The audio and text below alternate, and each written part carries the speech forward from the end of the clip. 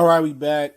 Mostly Sports Talk in the building. Appreciate the love and support. Make sure to hit that subscribe button, bell icon button, share the videos. And third preseason game is usually dress rehearsal. And let's talk about the Lions hosting the Bills from Buffalo tomorrow. Kind of things that I'm watching out for. The number one thing, not going to hold you up, that I'm watching out for and you should be watching out for is who plays, who starts. I just dropped a video about what I think about Stafford not playing in the preseason or the perception. So check that out if you ain't caught that video. But who plays?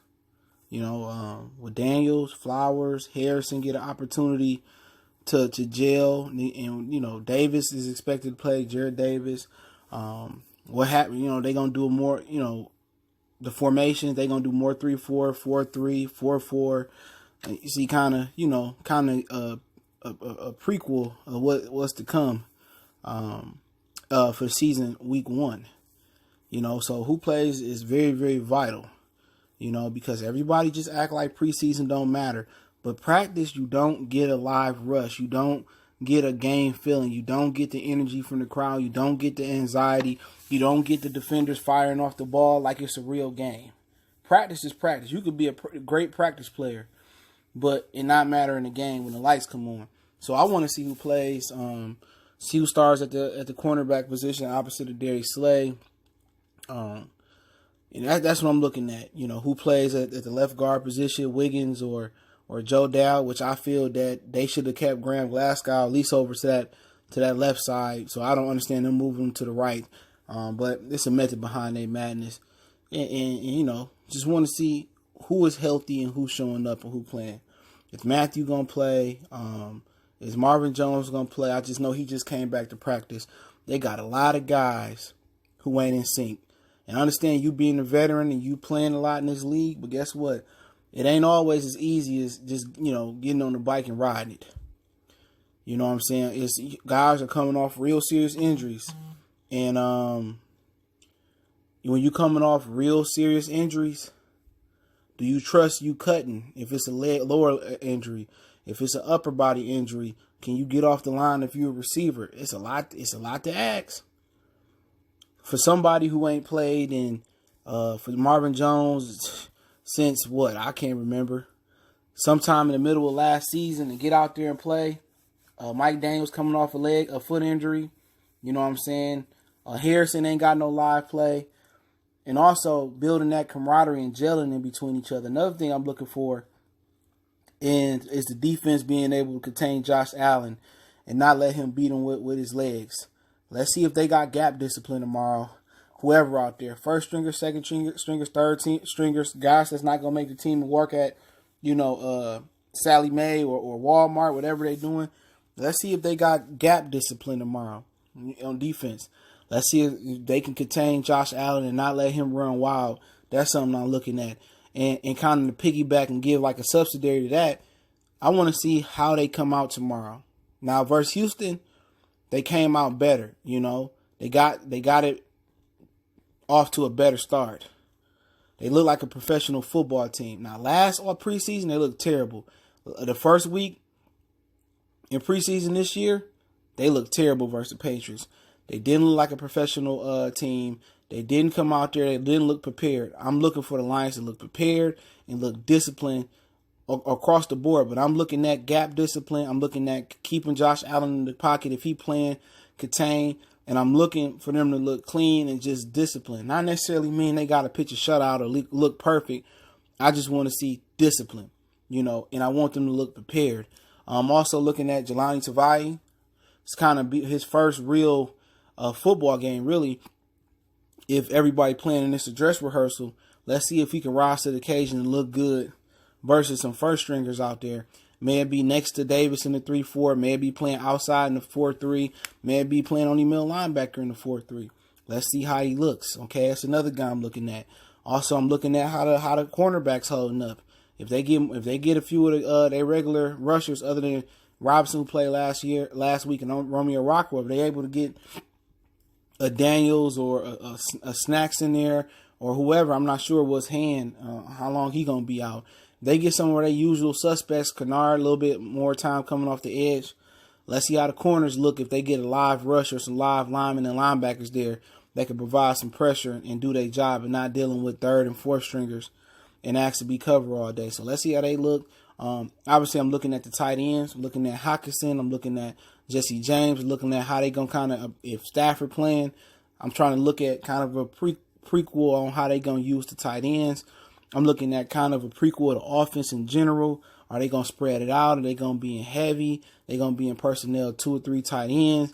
I'm trying to see kind of a little bit of maybe a blueprint on what they think. And people saying, well, it's good that Stafford don't play, so we don't hide our offense. Well, I believe Darrell Bevell has been in the league for, with quite a few teams as an offensive coordinator. So they have an idea on what they're going to bring.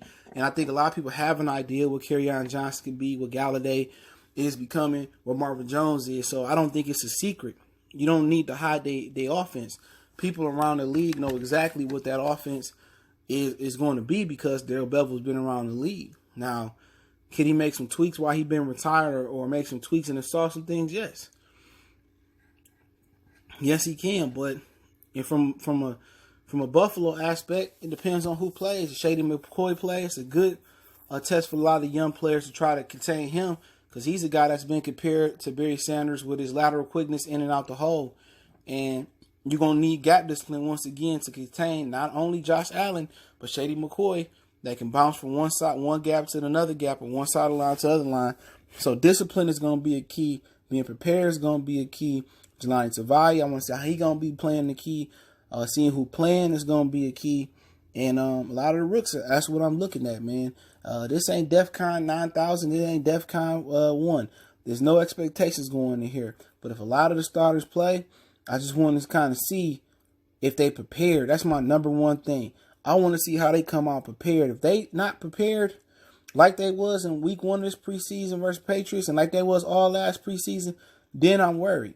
Well, if they prepared and they look like a functionable NFL franchise and a team, and they line up the right way, and they just look like they know what they doing. They look like they got structure, look like they got discipline.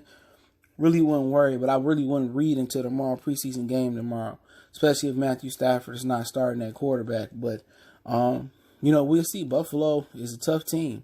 They got some really good talent. They got good cornerback out there from LSU, the one that he said the whole hood won't Gronk. They got some young talent. Just it's just pretty much hands on Josh Allen. He ain't got the greatest receivers out there. So if their receivers really eat us up, then I think that might be the worry. But they may, because if we don't have our front four, a lot of our front seven out there, Allen can improvise and he can buy time, and you can't cover for long in man or in zone cover. So make him beat you from the pocket. He do got a big arm, but make him read coverages and make him anticipate throws and make him throw through tight windows and see if he can make those throws. Yeah, he got a big arm. He got some good feet. Can he be accurate? Can he read coverages? And that's how you know where to go with the ball at. It's in a process of elimination from a quarterback standpoint. If I know they in cover 4, then all right. That eliminates this route, and this is the best route I like. If that route ain't there, I go to that one. If I have to, check it down or throw it away. That's how quarterbacks are able to process. You have to read the defense, and if the defense trick you, then you pretty much ass out, and you better think quick on your feet. It's all about coverages and process elimination and really winning the game at the line of scrimmage. But, we'll see, man. I'm excited, but I wouldn't read too much into tomorrow's game. The only thing that I read a lot in, like I explained in the video before this, if Matthew Stafford don't play, then I'm reading a ton into that. If he doesn't play tomorrow, then I'm concerned. Once again, I understand Walker 2 and Wentz ain't playing tomorrow, and he may not play the preseason and all that, and that's kind of the trend. But they got an offense that he been in since he got in the league. This is a new one to Matthew Stafford, but I already explained that. Let me know what you guys think about the Bills, what you looking for, and also the guys that's on the bubble. So quite a few guys that may or may not make the team, bubble guys. Let's see if it's another undrafted player that makes the team. You got the defensive lineman from UTEP, University of Texas San Antonio. I think he a candidate to make the team, undersized defensive tackle. But hey, Motor City Sports Talk, let me know what you think. I'll be here, God willing, after the game to give my synopsis. Don't forget me on Facebook, Instagram, Twitter. Reach out to the email, share the videos. Appreciate the love, support. Motor City Sports Talk, one time.